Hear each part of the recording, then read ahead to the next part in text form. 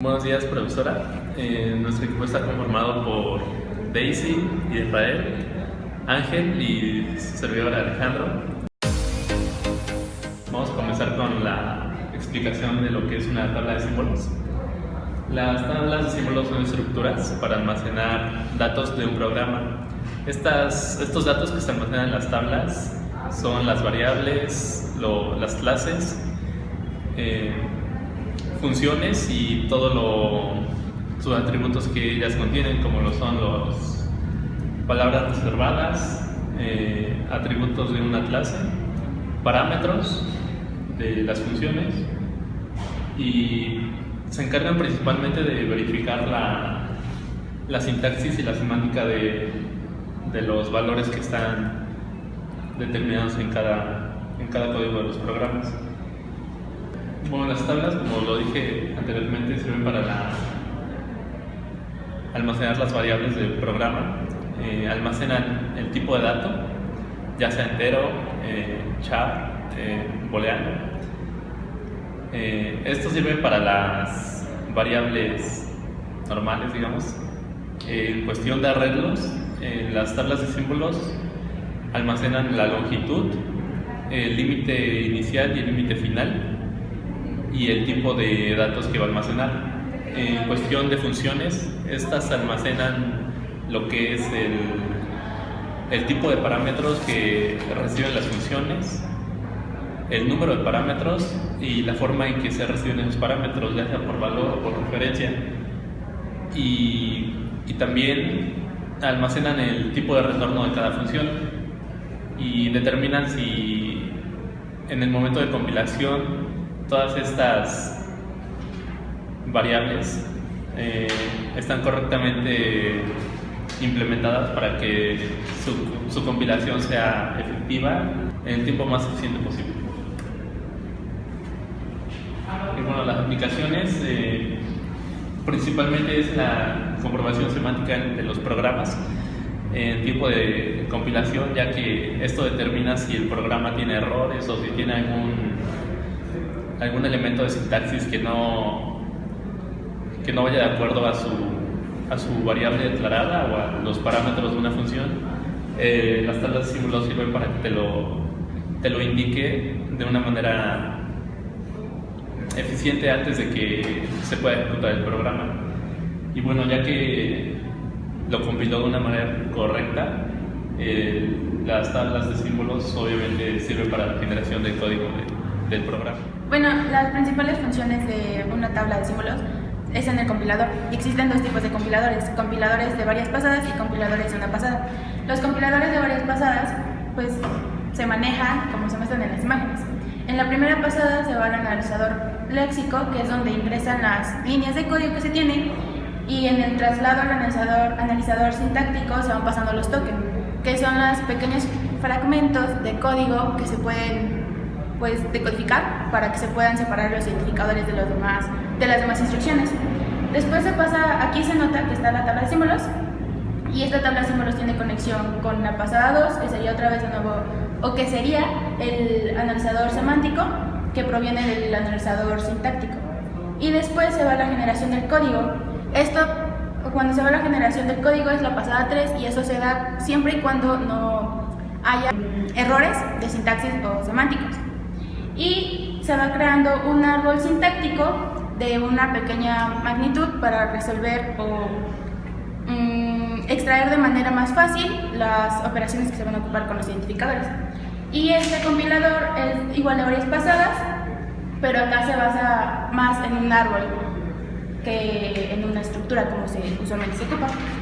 Ahora, el compilador de una sola pasada solo tiene contacto, podría decirse, con el analizador sintáctico, y este es el que se encarga de pasar hacia el analizador léxico, a la tabla de símbolos, al analizador semántico, las veces que sean necesarias durante la compilación del código fuente. Y después pues ya se sale del programa siempre y cuando tenga errores, y ingresa por fuente y sale pues en el objeto que sería el código. Las operaciones que existen dentro de las tablas de símbolos más comunes serían la inserción y la búsqueda. La inserción se realiza cuando hay una declaración y ahí se detectan los identificadores que ya han sido previamente declarados. Y la búsqueda pues detecta los identificadores que no han sido declarados previamente. En la inserción son dos casos, porque es en la tabla ordenada alfabéticamente y en la tabla no ordenada. En la tabla ordenada alfabéticamente se llama el procedimiento de búsqueda para ver dónde va a ir situado. Y en la que no es ordenada no se necesita un procedimiento de colocación, porque pues simplemente se ingresa hasta el último lado. Y esto agiliza el proceso de inserción, pero dificulta el proceso de búsqueda, ya que tiene que recorrer toda la tabla. También hay otras como operaciones extras, que sería en los lenguajes que son por bloques, que es el set y el reset. El set es cuando el compilador detecta el comienzo de un nuevo bloque dentro del código fuente, que es el abre una nueva tabla donde va metiendo los identificadores locales o que solo le pertenecen al bloque. Y el reset es cuando encuentra el cierre del bloque, pues cierra de nuevo la tabla para que no esté ocupando espacio y que sea más ágil además búsqueda en la otra tabla, porque como es por bloques reduce muchísimo el tiempo de búsqueda, porque ya no está en la tabla principal sino en subtablas. Ahora lo que sigue es tablas hash y vamos a definir primero qué es una tabla hash. Las tablas hash son estructuras de datos que se utilizan para almacenar bastante información, en la cual se puede operar búsqueda e inserción de manera muy eficiente.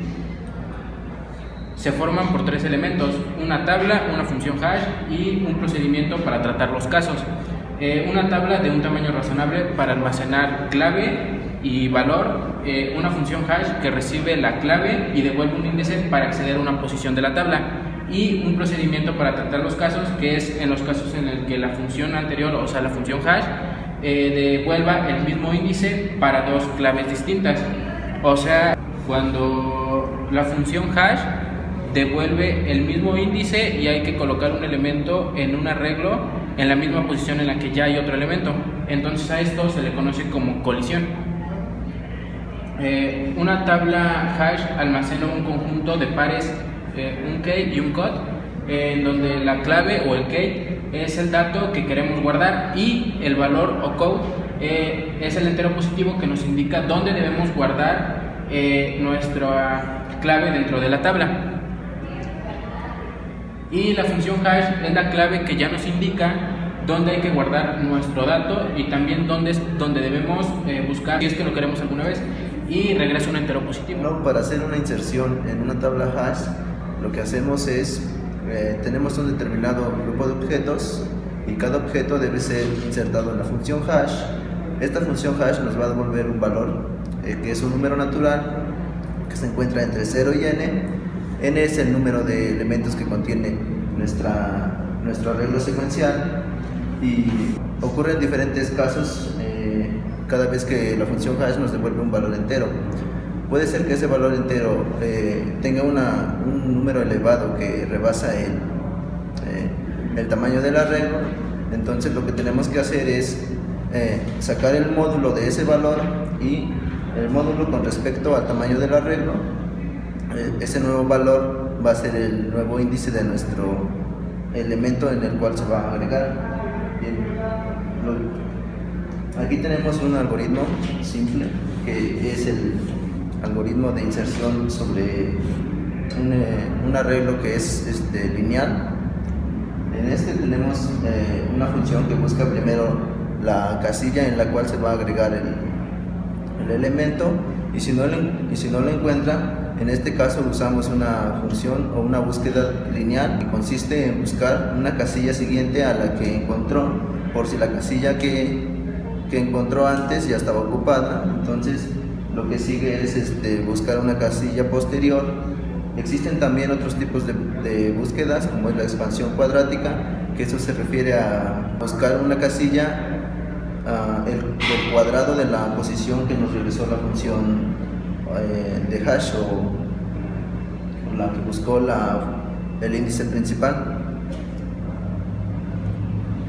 Una de las aplicaciones más usadas o en la que más se usa la tabla hash son en la confección de diccionarios, ya que este es un claro ejemplo de cómo es que por cada palabra se van ordenando, valga la redundancia, las palabras en las páginas.